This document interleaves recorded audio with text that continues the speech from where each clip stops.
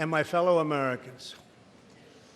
We meet tonight at a moment of unlimited potential. As we begin a new Congress, I stand here ready to work with you to achieve historic breakthroughs for all Americans. Millions of our fellow citizens are watching us now gathered in this great chamber, hoping that we will govern not as two parties, but as one nation.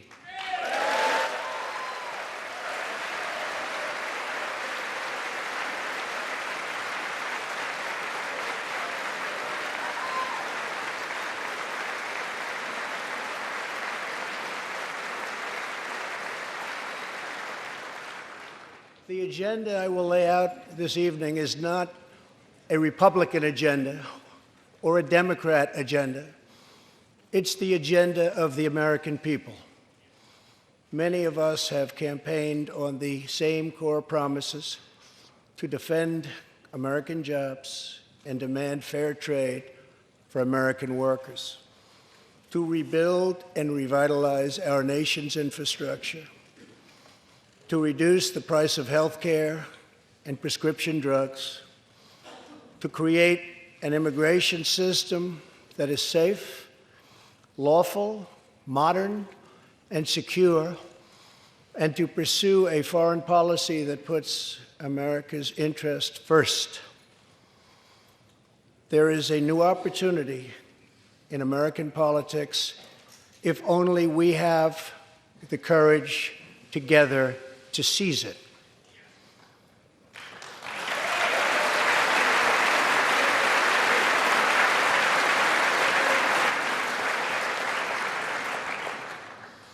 Victory is not winning for our party.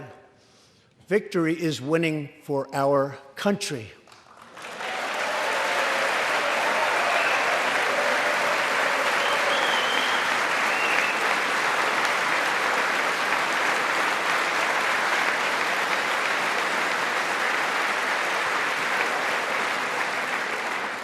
This year, America will recognize two important anniversaries that show us the majesty of America's mission and the power of American pride.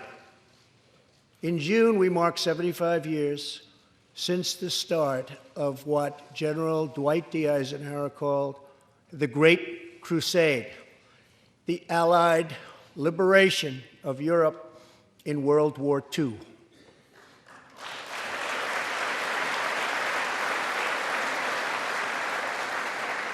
On D-Day, June 6, 1944, 15,000 young American men jumped from the sky and 60,000 more stormed in from the sea to save our civilization from tyranny. Here with us tonight are three of those incredible heroes. Private First Class Joseph Riley, Staff Sergeant Irving Locker, and Sergeant Herman Zaitchik. Please.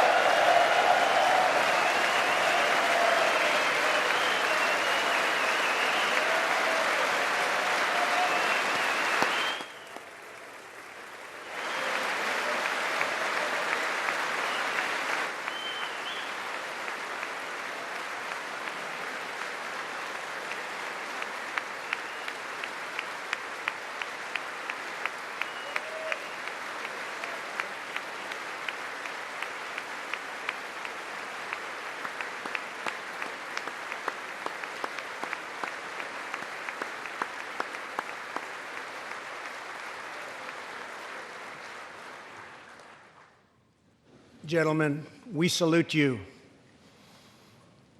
In 2019, we also celebrate 50 years since brave young pilots flew 250,000 miles through space to plant the American flag on the face of the moon.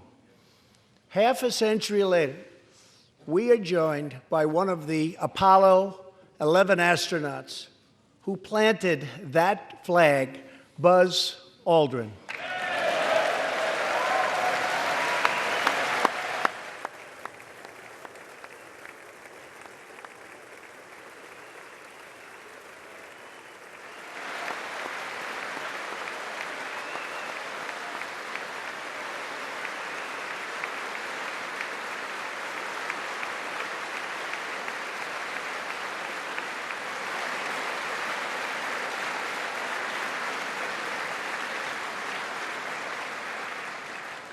Thank you, Buzz.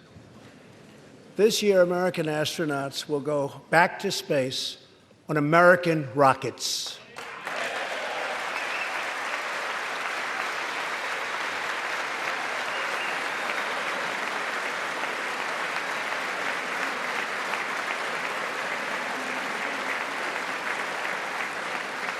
In the 20th century, America saved freedom, transformed science, redefined the middle class, and when you get down to it, there's nothing anywhere in the world that can compete with America.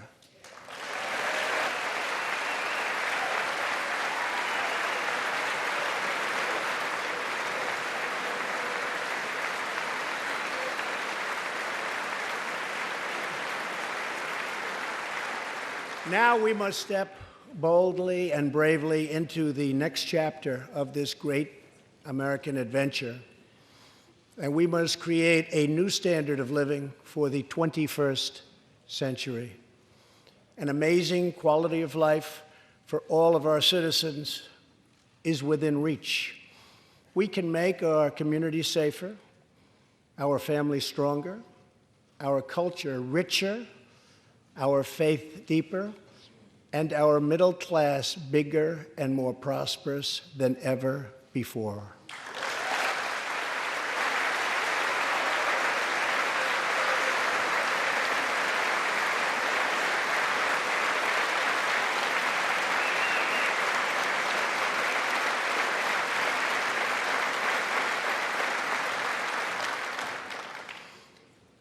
But we must reject the politics of revenge, resistance, and retribution, and embrace the boundless potential of cooperation, compromise, and the common good.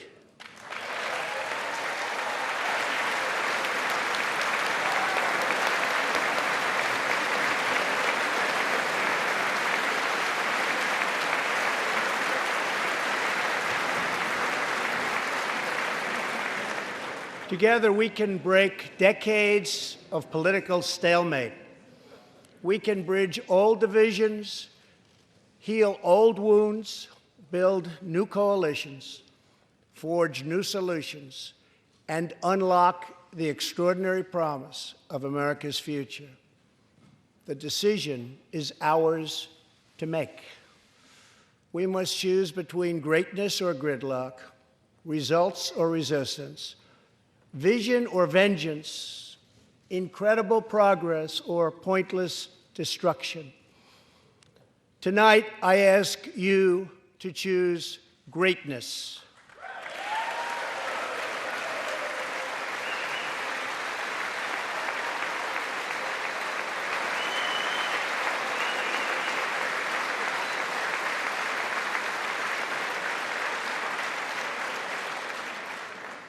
Over the last 2 years, my administration has moved with urgency and historic speed to confront problems neglected by leaders of both parties over many decades. In just over 2 years since the election, we have launched an unprecedented economic boom, a boom that has rarely been seen before. There's been nothing like it. We have created 5.3 million new jobs, and importantly added 600,000 new manufacturing jobs, something which almost everyone said was impossible to do.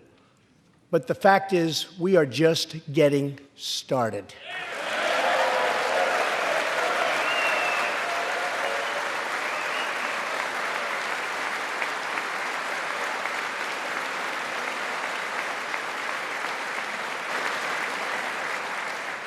Wages are rising at the fastest pace in decades and growing for blue-collar workers who I promised to fight for.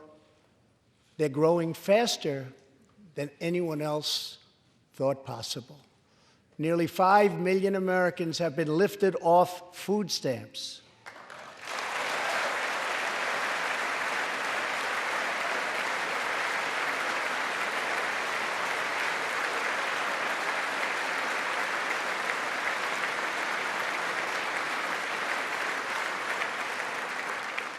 The U.S. economy is growing almost twice as fast today as when I took office.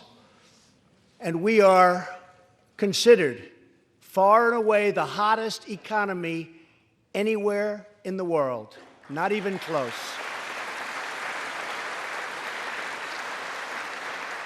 Unemployment has reached the lowest rate in over half a century.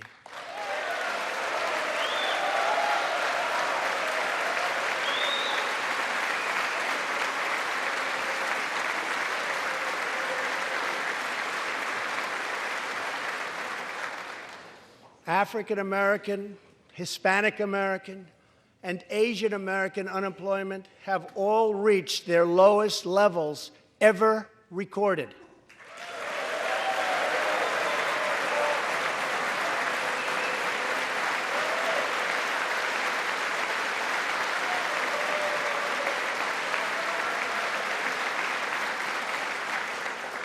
Unemployment for Americans with disabilities has also reached an all-time low.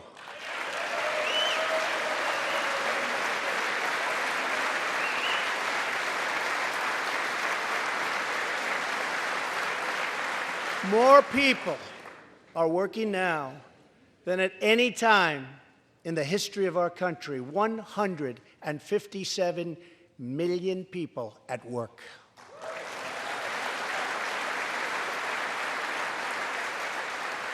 We passed a massive tax cut for working families and doubled the child tax credit.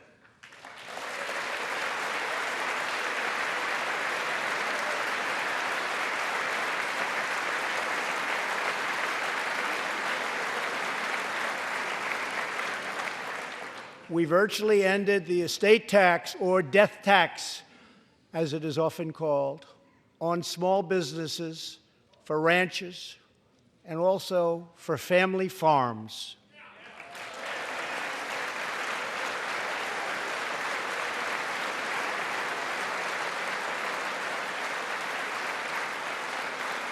We eliminated the very unpopular Obamacare individual mandate penalty.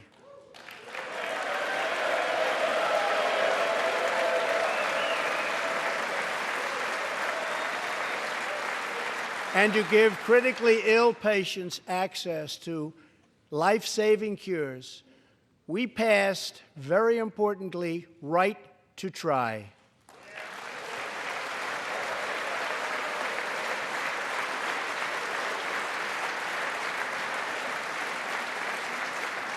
My administration has cut more regulations in a short period of time than any other administration during its entire tenure.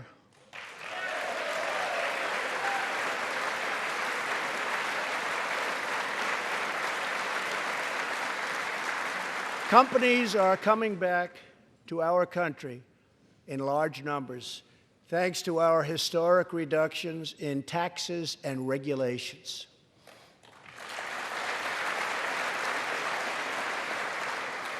And we have unleashed a revolution in American energy. The United States is now the #1 producer of oil and natural gas anywhere in the world.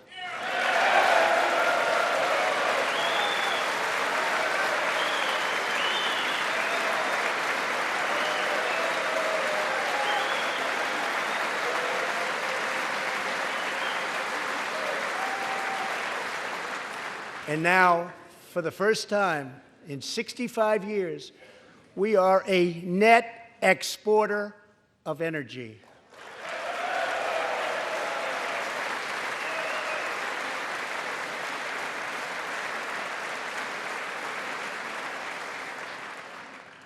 After 24 months of rapid progress, our economy is the envy of the world.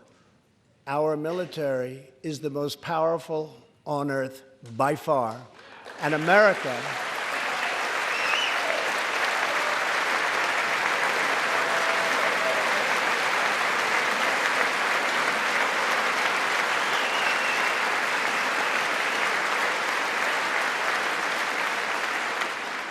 America is again winning each and every day.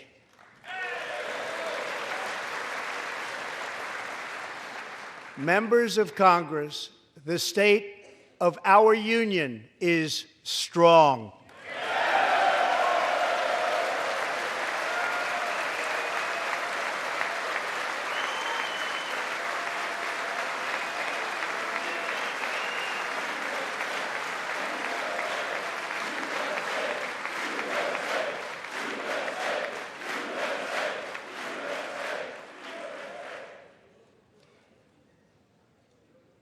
That sounds so good. Our country is vibrant, and our economy is thriving like never before. On Friday, it was announced that we added another 304,000 jobs last month alone, almost double the number expected.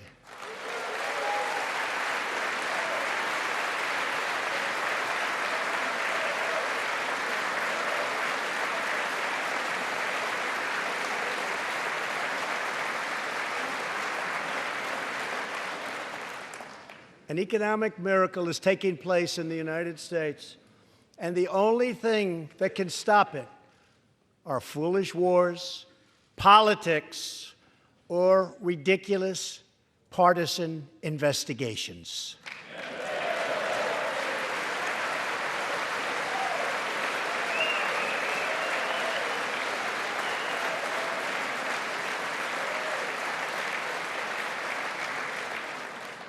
If there is going to be peace and legislation, there cannot be war and investigation. It just doesn't work that way. We must be united at home to defeat our adversaries abroad. This new era of cooperation can start with finally confirming the more than 300 highly qualified nominees who are still stuck in the Senate, in some cases years and years waiting. Not right.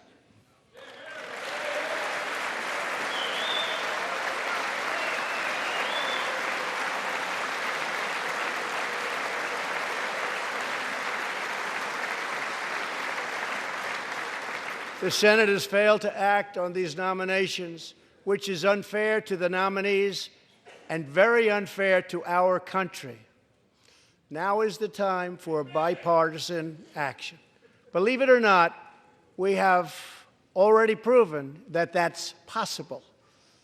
In the last Congress, both parties came together to pass unprecedented legislation to confront the opioid crisis, a sweeping new farm bill, historic VA reforms, and after 4 decades of rejection, we passed VA accountability so that we can finally terminate those who mistreat our wonderful veterans.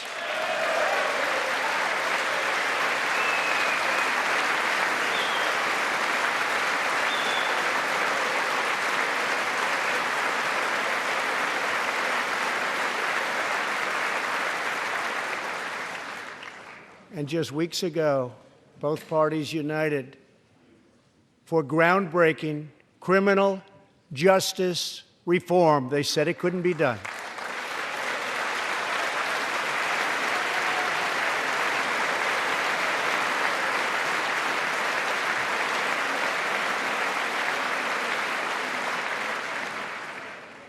Last year, I heard through friends the story of Alice Johnson. I was deeply moved.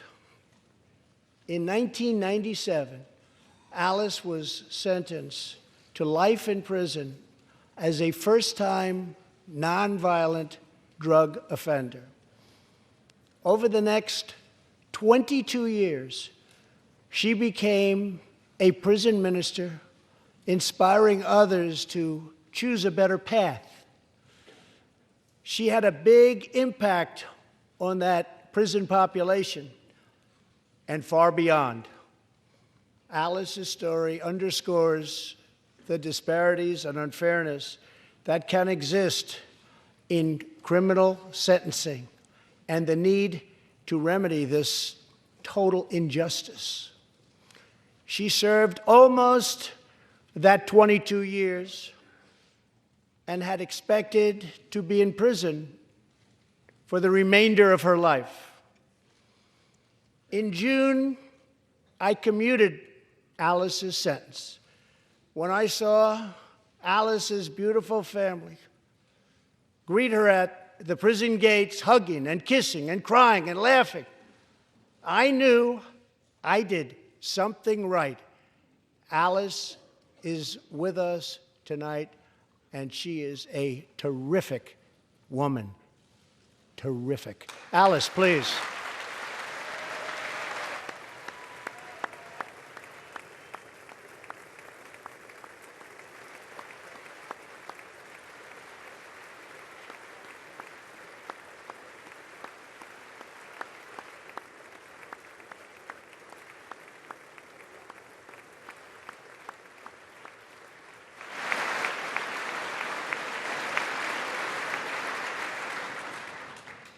Alice, thank you for reminding us that we always have the power to shape our own destiny. Thank you very much, Alice. Thank you very much.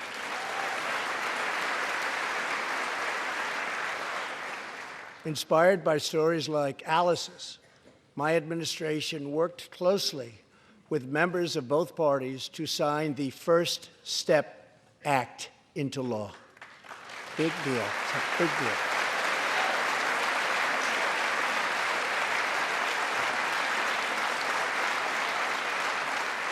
This legislation reformed sentencing laws that have wrongly and disproportionately harmed the African American community. The First Step Act gives nonviolent offenders the chance to re-enter society as productive, law-abiding citizens. Now, states across the country are following our lead. America is a nation that believes in redemption. We are also joined tonight by Matthew Charles from Tennessee. In 1996, at the age of 30, Matthew was sentenced to 35 years for selling drugs and related offenses. Over the next 2 decades, he completed more than 30 Bible studies, became a law clerk, and mentored many of his fellow inmates. Now Matthew is the very first person to be released from prison under the First Step Act.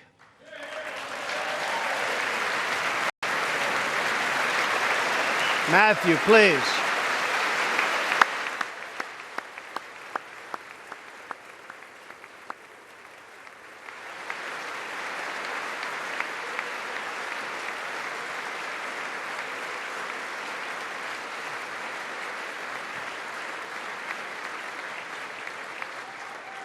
Thank you, Matthew. Welcome home.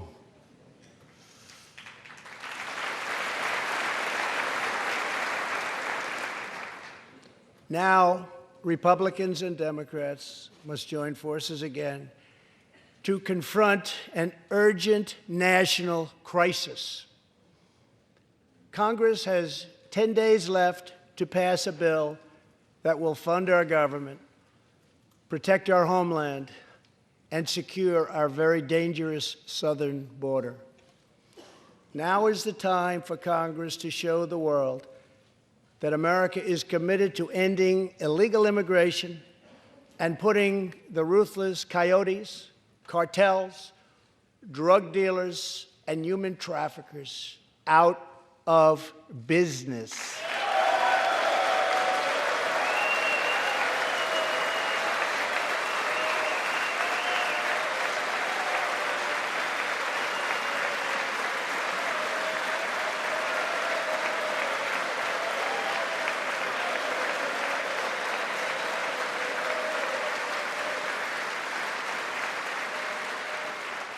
As we speak, large, organized caravans are on the march to the United States.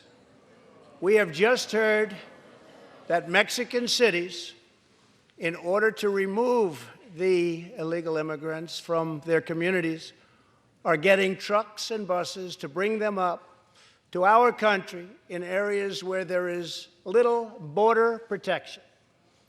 I have ordered another 3,750 troops to our southern border to prepare for this tremendous onslaught. This is a moral issue. The lawless state of our southern border is a threat to the safety, security, and financial well-being of all America. We have a moral duty to create an immigration system that protects the lives and jobs of our citizens.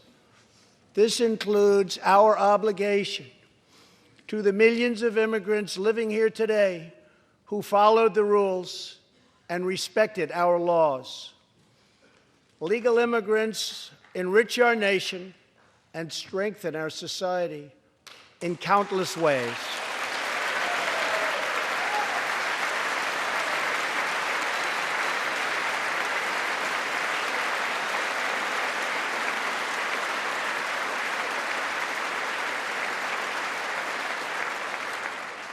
I want people to come into our country in the largest numbers ever, but they have to come in legally.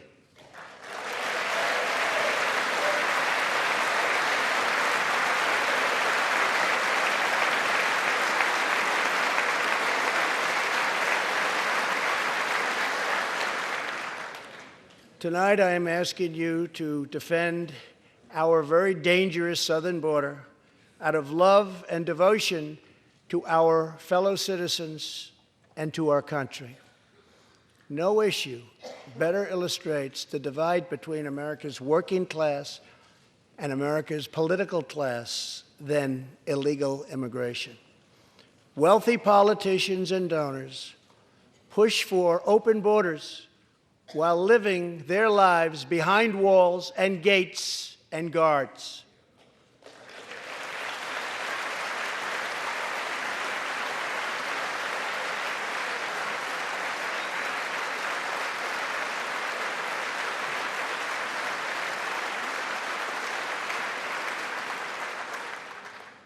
Meanwhile, working-class Americans are left to pay the price for mass illegal immigration. Reduced jobs, lower wages, overburdened schools, hospitals that are so crowded you can't get in, increased crime, and a depleted social safety net. Tolerance for illegal immigration is not compassionate. It is actually very cruel.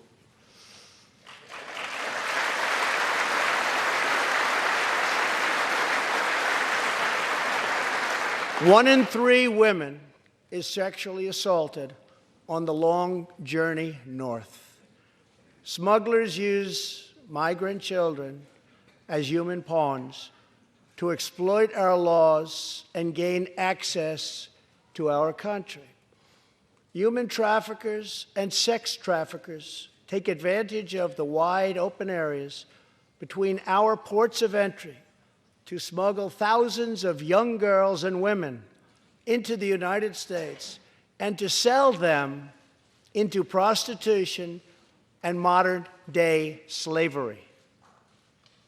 Tens of thousands of innocent Americans are killed by lethal drugs that cross our border and flood into our cities, including meth, heroin, cocaine, and fentanyl.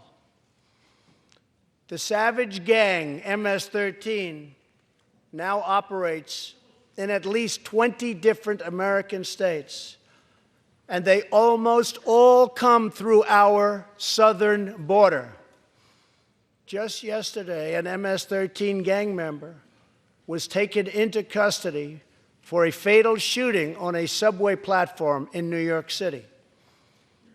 We are removing these gang members by the thousands, but until we secure our border, they're going to keep streaming right back in. Year after year, countless Americans are murdered by criminal, illegal aliens. I've gotten to know many wonderful angel moms and dads and families. No one should ever have to suffer the horrible heartache that they have had to endure. Here tonight is Deborah Bissell. Just 3 weeks ago, Deborah's parents, Gerald and Sharon, were burglarized and shot to death in their Reno, Nevada home by an illegal alien. They were in their 80s and are survived by 4 children, 11 grandchildren, and 20 great-grandchildren. Also here tonight are Gerald and Sharon's granddaughter, Heather, and great-granddaughter, Madison. To Deborah, Heather, Madison, please stand. Few can understand your pain. Thank you, and thank you for being here. Thank you very much.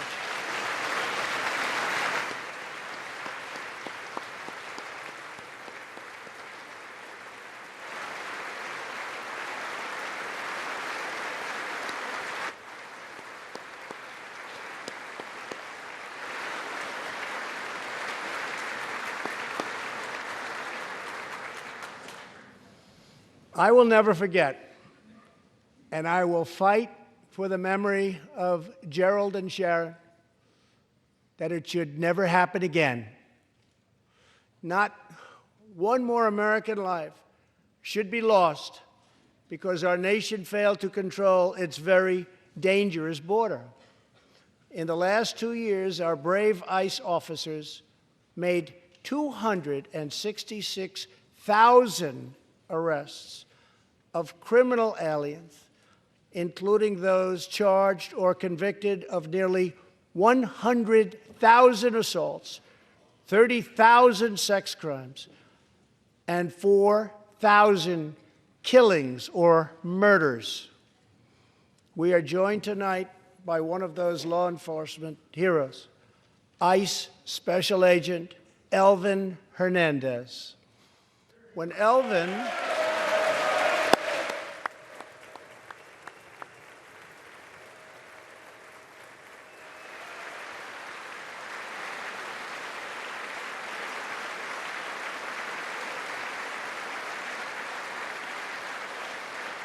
Thank you. When Elvin was a boy, he and his family legally immigrated to the United States from the Dominican Republic. At the age of 8, Elvin told his dad he wanted to become a special agent. Today, he leads investigations into the scourge of international sex trafficking.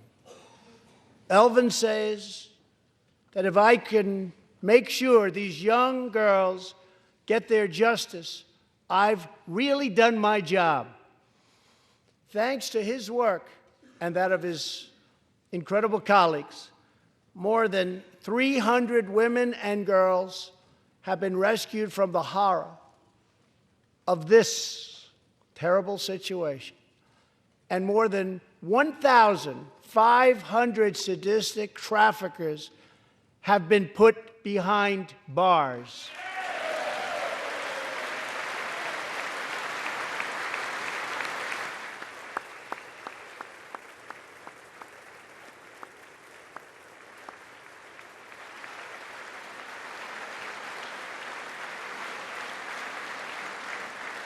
Thank you, Elvin. We will always support the brave men and women of law enforcement, and I pledge to you tonight that I will never abolish our heroes from ICE. Thank you.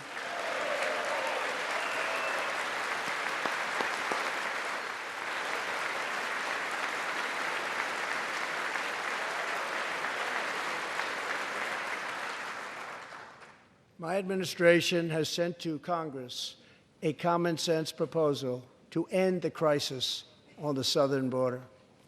It includes humanitarian assistance, more law enforcement, drug detection at our ports, closing loopholes that enable child smuggling, and plans for a new physical barrier or wall to secure the vast areas between our ports of entry. In the past, most of the people in this room voted for a wall, but the proper wall never got built. I will get it built.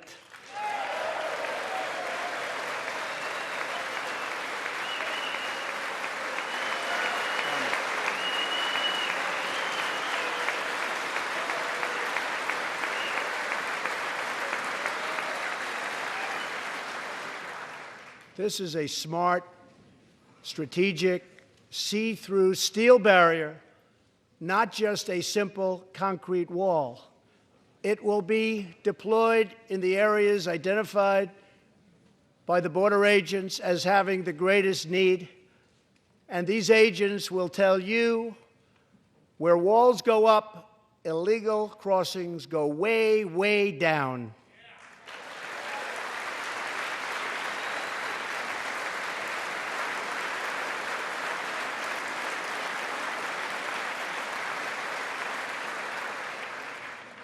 San Diego used to have the most illegal border crossings in our country.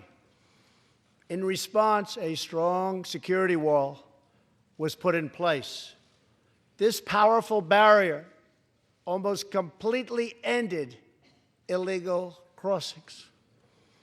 The border city of El Paso, Texas, used to have extremely high rates of violent crime, one of the highest in the entire country, and considered one of our nation's most dangerous cities.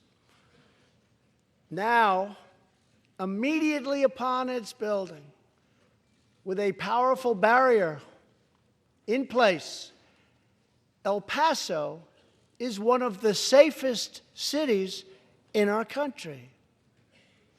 Simply put, walls work and walls save lives.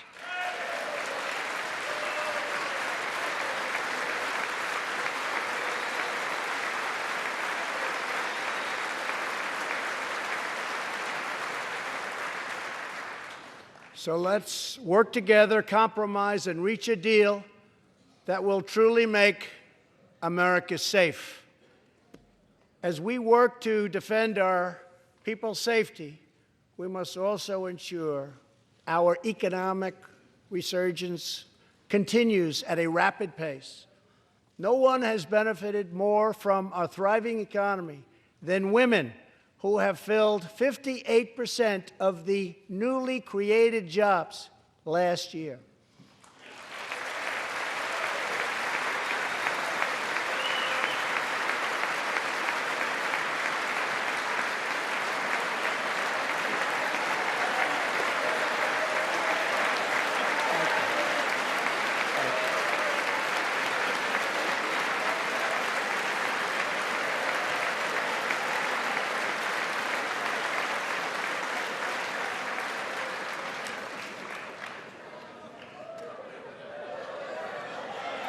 You weren't supposed to do that. Thank you very much. Thank you very much. All Americans can be proud that we have more women in the workforce than ever before.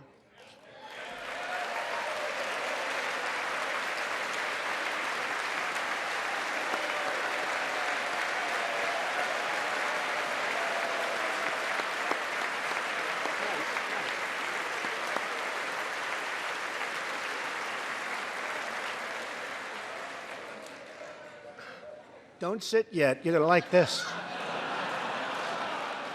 And exactly 1 century after Congress passed the constitutional amendment giving women the right to vote, we also have more women serving in Congress than at any time before.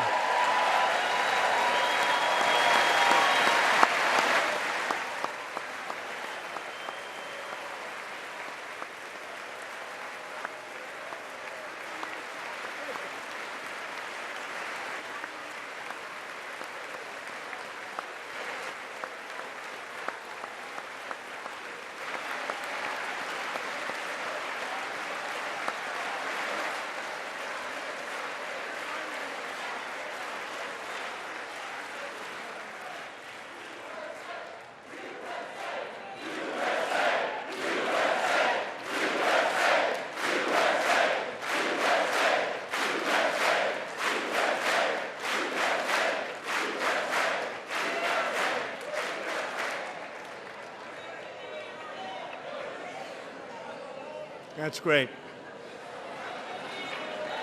Really great. And congratulations. That's great. As part of our commitment to improving opportunity for women everywhere, this Thursday, we are launching the first ever government-wide initiative focused on economic empowerment for women in developing countries. To build on, thank you. To build on our incredible economic success, one priority is paramount: reversing decades of calamitous trade policies. So bad. We are now making it clear to China that after years of targeting our industries and stealing our intellectual property, the theft of American jobs and wealth has come to an end.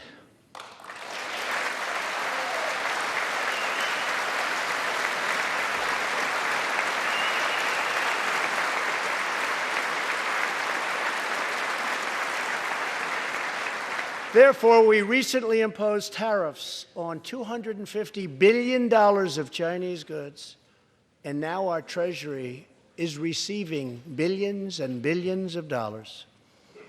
But I don't blame China for taking advantage of us.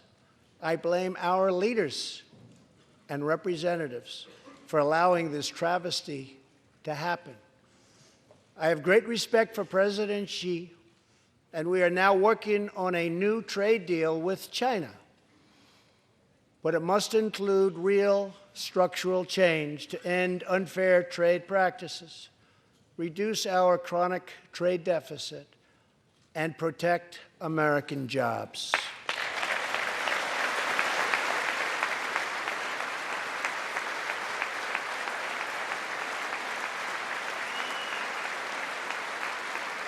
Thank you. Another historic trade blunder was the catastrophe known as NAFTA.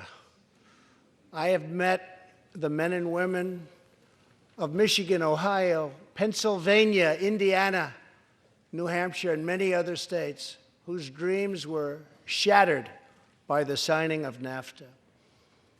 For years, politicians promised them they would renegotiate for a better deal, but no one ever tried until now.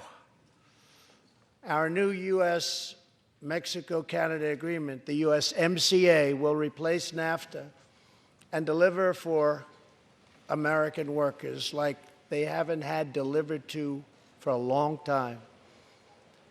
I hope you can pass the USMCA into law so that we can bring back our manufacturing jobs in even greater numbers, expand American agriculture, protect intellectual property, and ensure that more cars are proudly stamped with our 4 beautiful words, made in the USA.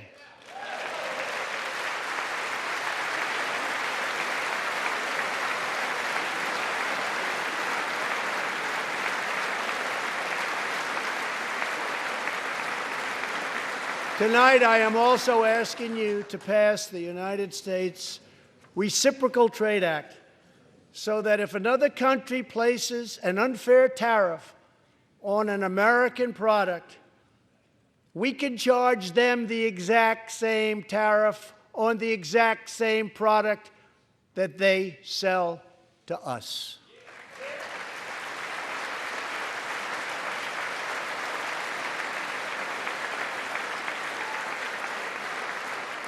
Both parties should be able to unite for a great rebuilding of America's crumbling infrastructure.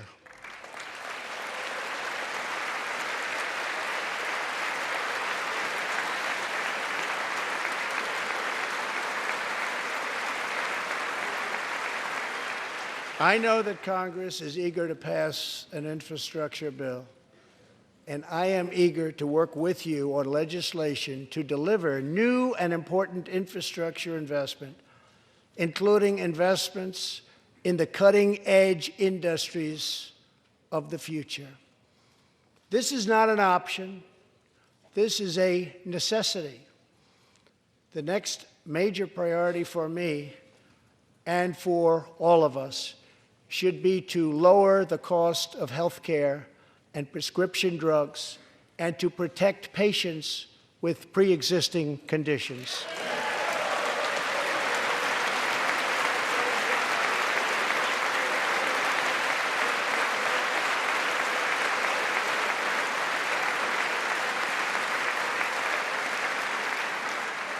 Already as a result of my administration's efforts in 2018, drug prices experienced their single largest decline in 46 years.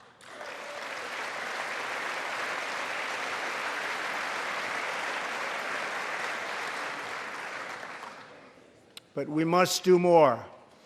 It's unacceptable that Americans pay vastly more than people in other countries for the exact same drugs, often made in the exact same place.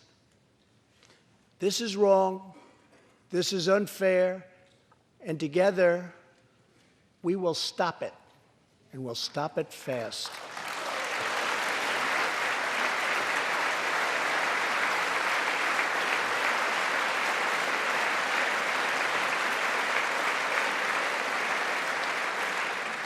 I am asking Congress to pass legislation that finally takes on the problem of global freeloading and delivers fairness and price transparency for American patients, finally.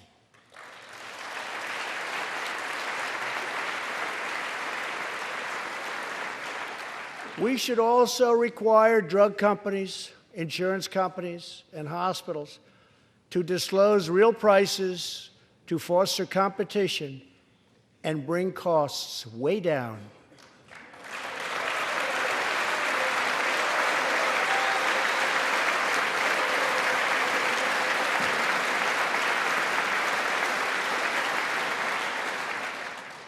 No force in history has done more to advance the human condition than American freedom. In recent years,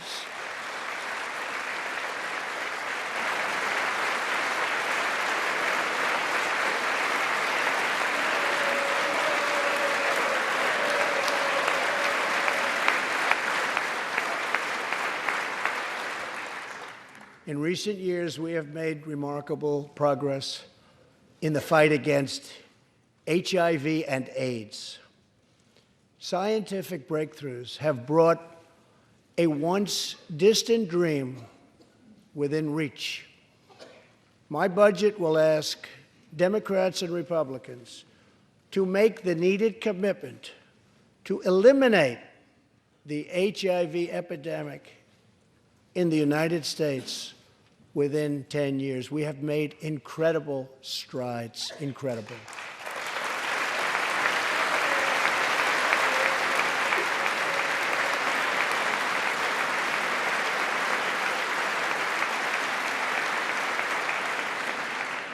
Together, we will defeat AIDS in America and beyond.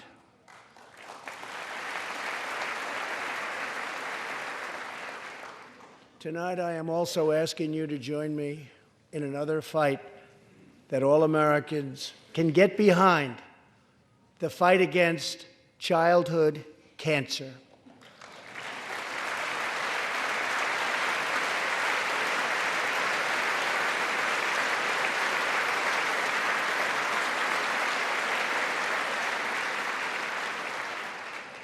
Joining Melania in the gallery this evening is a very brave 10-year-old girl, Grace Eline. Every birthday,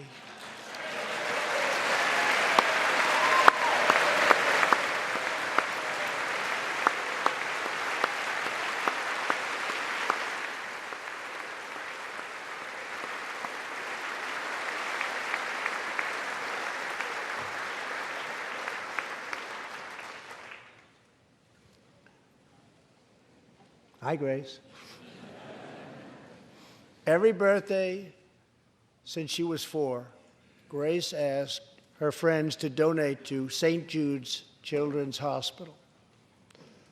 She did not know that one day she might be a patient herself. That's what happened. Last year, Grace was diagnosed with brain cancer.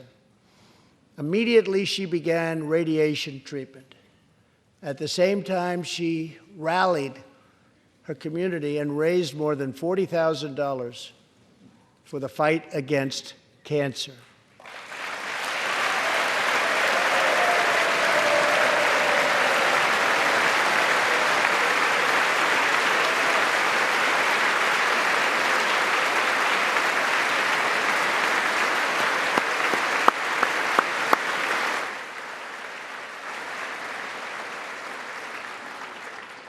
When Grace completed treatment last fall, her doctors and nurses cheered.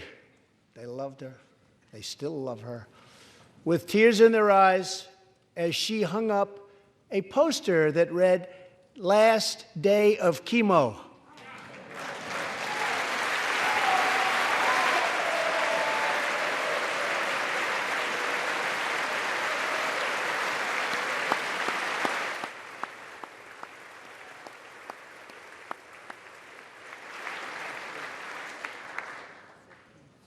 Thank you very much, Grace. You are a great inspiration to everyone in this room. Thank you very much. Many childhood cancers have not seen new therapies in decades. My budget will ask Congress for $500 million over the next 10 years to fund this critical life-saving research. To help support working parents, the time has come to pass school choice for Americans' children.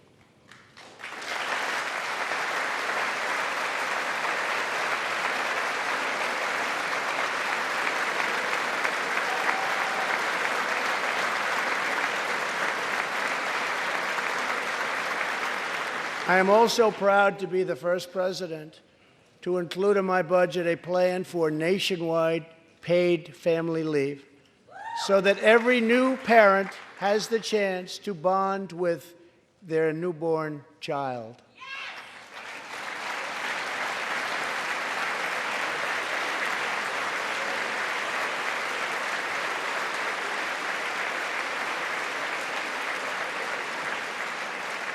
There could be no greater contrast to the beautiful image of a mother holding her infant child than the chilling displays our nation saw in recent days.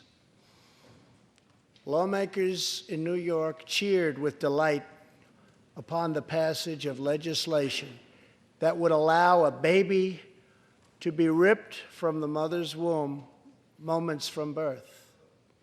These are living, feeling, beautiful babies who will never get the chance to share their love and their dreams with the world. And then we had the case of the governor of Virginia, where he stated he would execute a baby after birth. To defend the dignity of every person, I am asking Congress to pass legislation to prohibit the late-term abortion of children who can feel pain in the mother's womb.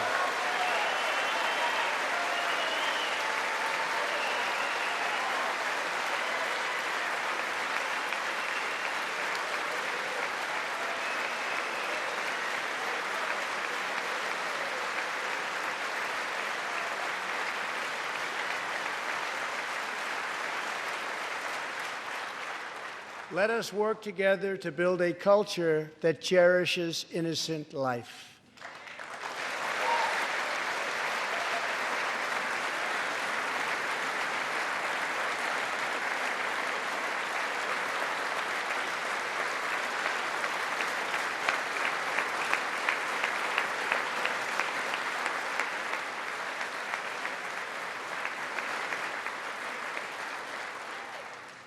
And let us reaffirm a fundamental truth.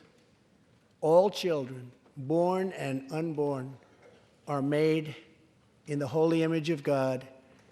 The final part of my agenda is to protect American security. Over the last 2 years, we have begun to fully rebuild the United States military with $700 billion last year and $716 billion this year. We are also getting other nations to pay their fair share. Finally.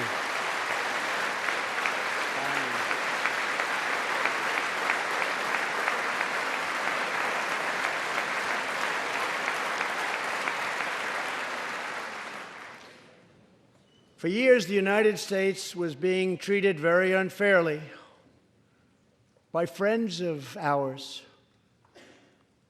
members of NATO. But now we have secured, over the last couple of years, more than $100 billion of increase in defense spending from our NATO allies. They said it couldn't be done.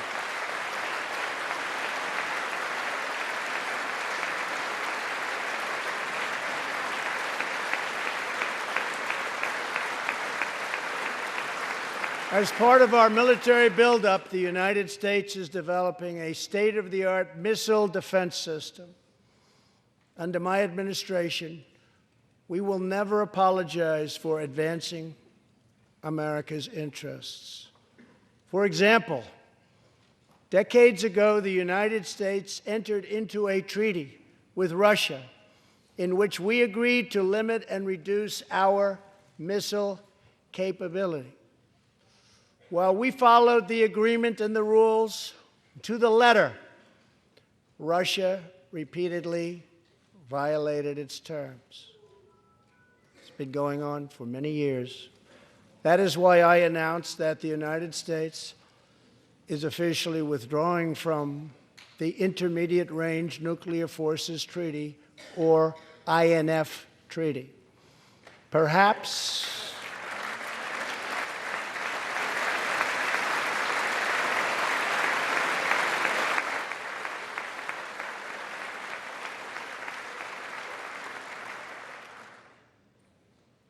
we really have no choice. Perhaps we can negotiate a different agreement, adding China and others. Or perhaps we can't, in which case we will outspend and out-innovate all others by far.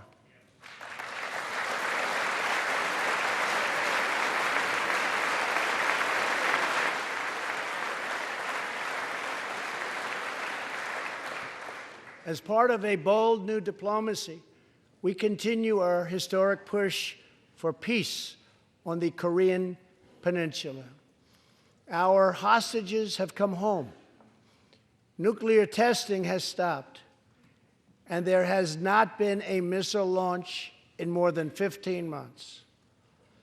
If I had not been elected President of the United States, we would right now, in my opinion, be in a major war with North Korea.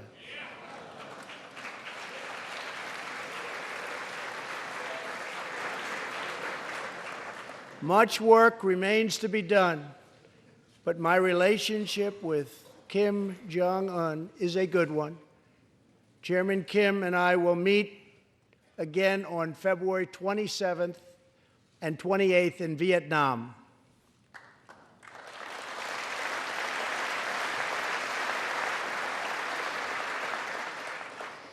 Two weeks ago, the United States officially recognized the legitimate government of Venezuela and its new president, Juan Guaido.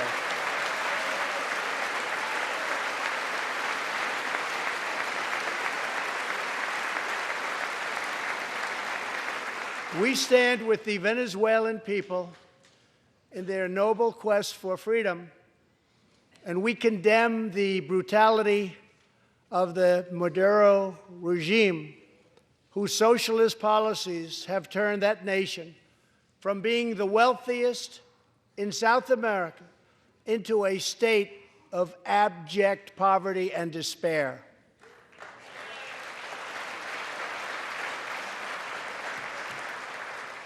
Here in the United States, We are alarmed by the new calls to adopt socialism in our country. America was founded on liberty and independence, and not government coercion, domination, and control. We are born free, and we will stay free.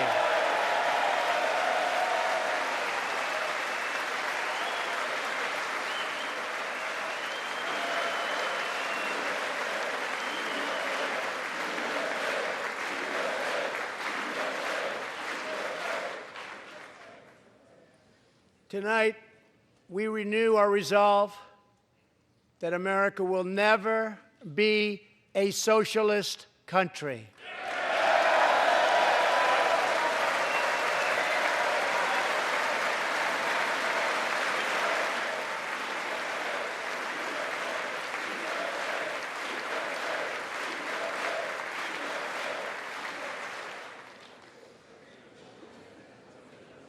One of the most complex set of challenges we face, and have for many years, is in the Middle East.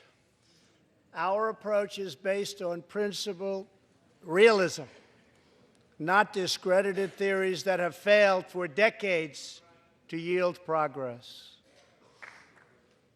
For this reason, my administration recognized the true capital of Israel and proudly opened the American Embassy in Jerusalem.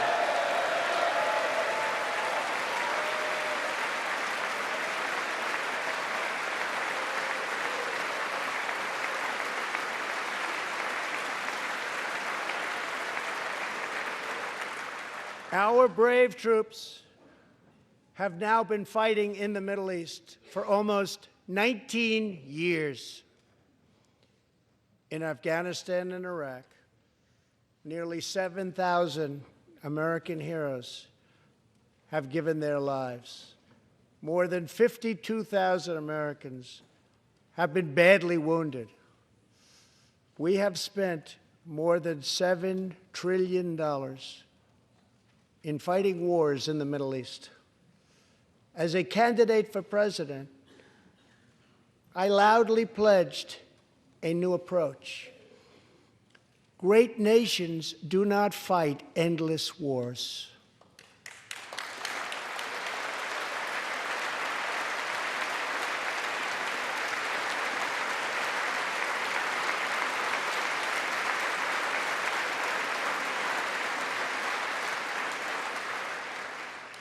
When I took office, ISIS controlled more than 20,000 square miles in Iraq and Syria just 2 years ago.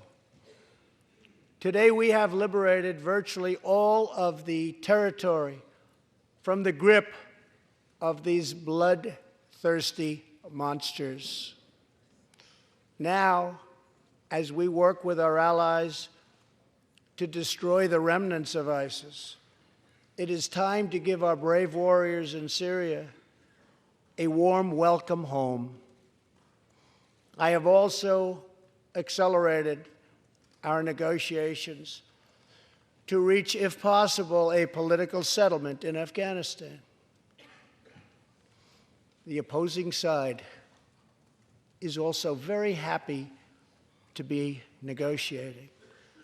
Our troops have fought with unmatched valor, and thanks to their bravery, we are now able to pursue a possible political solution to this long and bloody conflict.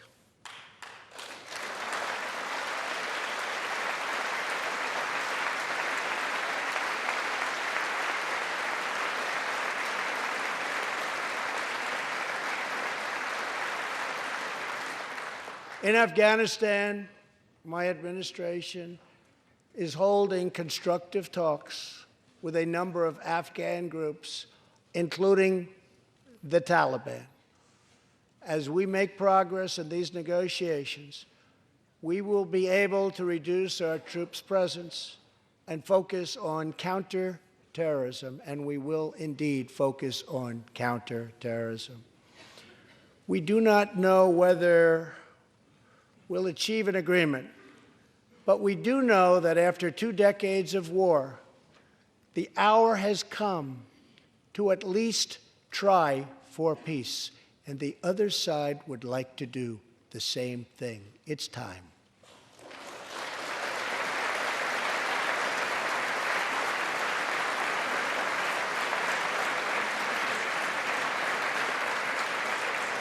Above all, friend and foe alike must never doubt this nation's power and will to defend our people.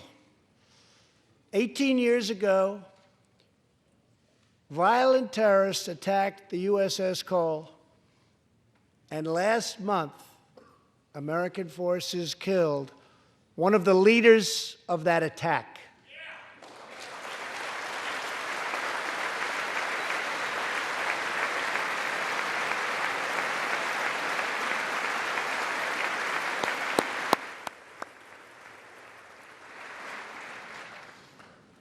We are honored to be joined tonight by Tom Wibberley, whose son, Navy seaman Craig Wibberley, was one of the 17 sailors we tragically lost.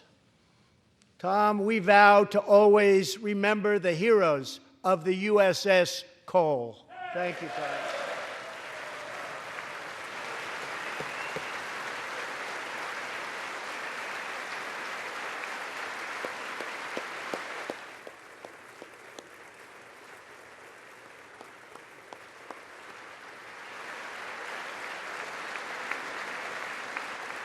My administration has acted decisively to confront the world's leading state sponsor of terror, the radical regime in Iran.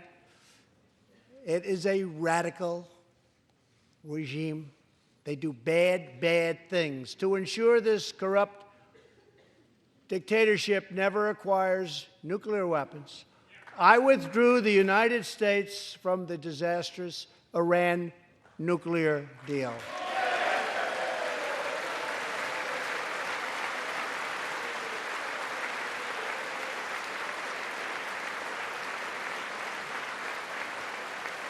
And last fall, we put in place the toughest sanctions ever imposed by us on a country.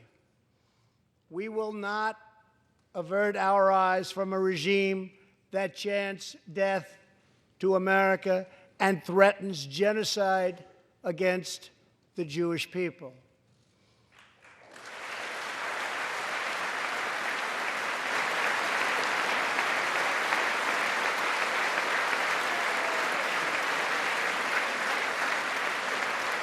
We must never ignore the vile poison of anti-Semitism or those who spread its venomous creed. With one voice, we must confront this hatred anywhere and everywhere it occurs. Just months ago, 11 Jewish Americans were viciously murdered in an anti-Semitic attack on the Tree of Life Synagogue in Pittsburgh. SWAT officer Timothy Matson raced into the gunfire and was shot 7 times chasing down the killer, and he was very successful. Timothy has just had his 12th surgery, and he's going in for many more. But he made the trip to be here with us tonight. Officer Matson, please.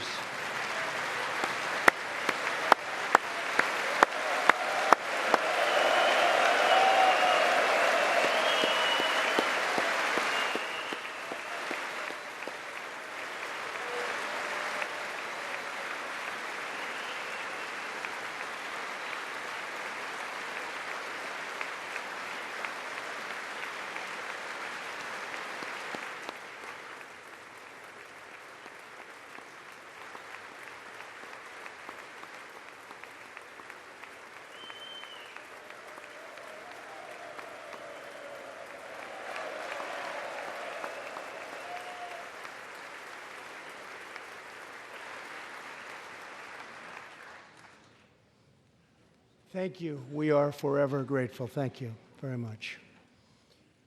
Tonight, we are also joined by Pittsburgh survivor, Judah Samet. He arrived at the synagogue as the massacre began. But not only did Judah narrowly escape death last fall, more than 7 decades ago, he narrowly survived the Nazi concentration camps.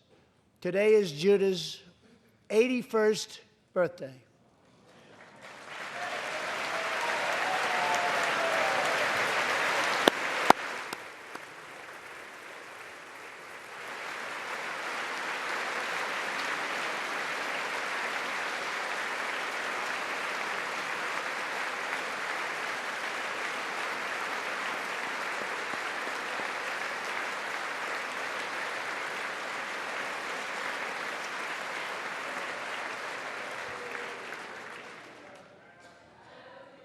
Great.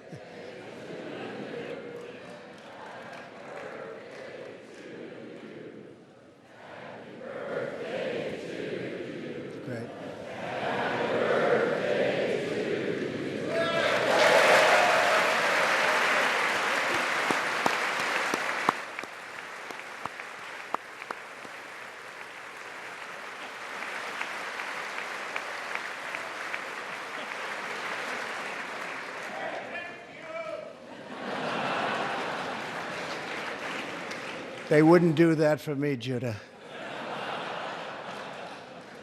Judah says he can still remember the exact moment nearly 75 years ago, after 10 months in a concentration camp, when he and his family were put on a train and told they were going to another camp. Suddenly, the train screeched to a very strong halt.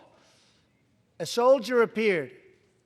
Judah's family braced for the absolute worst. Then his father cried out with joy, "It's the Americans! It's the Americans!"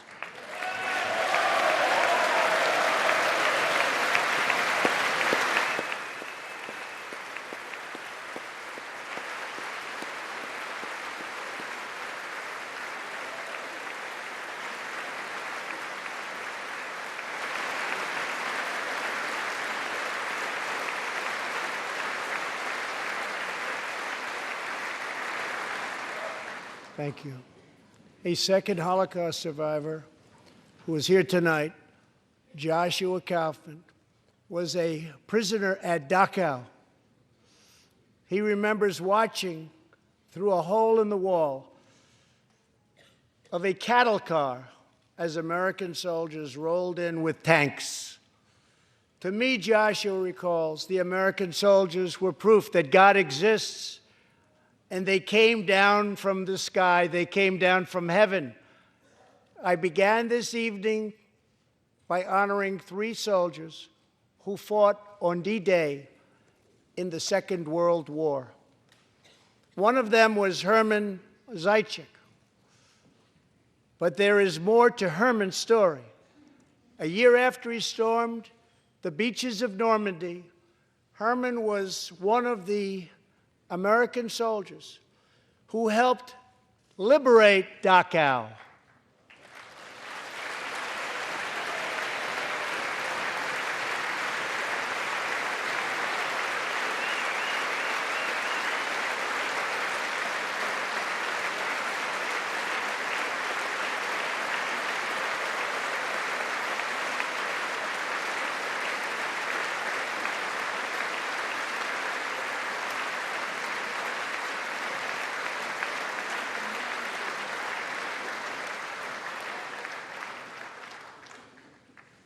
He was one of the Americans who helped rescue Joshua from that hell on earth.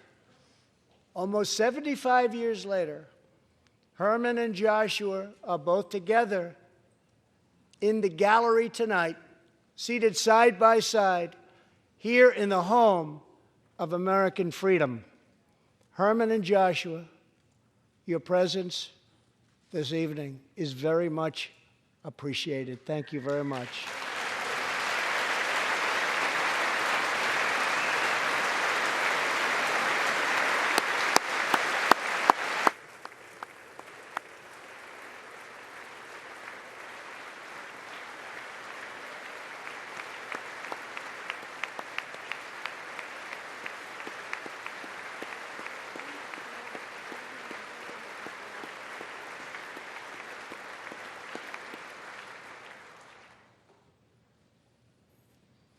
Thank you.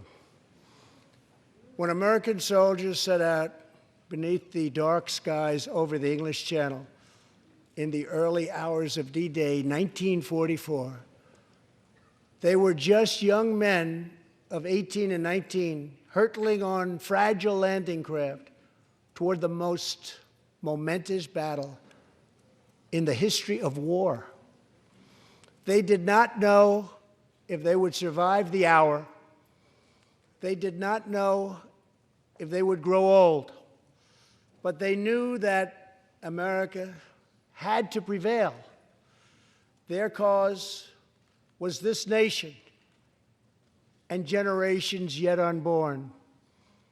Why did they do it? They did it for America. They did it for us. Everything that has come since our triumph over communism, our giant leaps of science and discovery, our unrivaled progress towards equality and justice, all of it is possible thanks to the blood and tears and courage and vision of the Americans who came before. Think of this Capitol. Think of this very chamber where lawmakers before you voted to end slavery, to build the railroads and the highways and defeat fascism, to secure civil rights and to face down evil empires. Here tonight, we have legislators from across this magnificent republic. You have come from the rocky shores of Maine and the volcanic peaks of Hawaii, from the snowy woods of Wisconsin and the red deserts of Arizona, from the green farms of Kentucky and the golden beaches of California. Together, we represent the most extraordinary nation in all of history. What will we do with this moment? How will we be remembered? I ask the men and women of this Congress, look at the opportunities before us. Our most thrilling achievements are still ahead. Our most exciting journeys still await. Our biggest victories are still to come. We have not yet begun to dream. We must choose whether we are defined by our differences or whether we dare to transcend them. We must choose whether we squander our great inheritance or whether we proudly declare that we are Americans. We do the incredible. We defy the impossible. We conquer the unknown. This is the time to reignite the American imagination. This is the time to search for the tallest summit and set our sights on the brightest star. This is the time to rekindle the bonds of love and loyalty and memory that link us together as citizens, as neighbors, as patriots. This is our future, our fate, and our choice to make. I am asking you to choose greatness. No matter the trials we face, no matter the challenges to come, we must go forward together. We must keep America first in our hearts. We must keep freedom alive in our souls.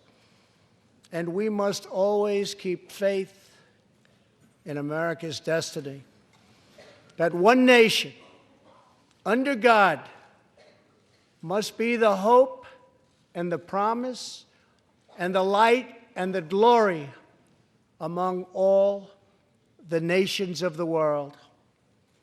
Thank you, God bless you, and God bless America. Thank you very much.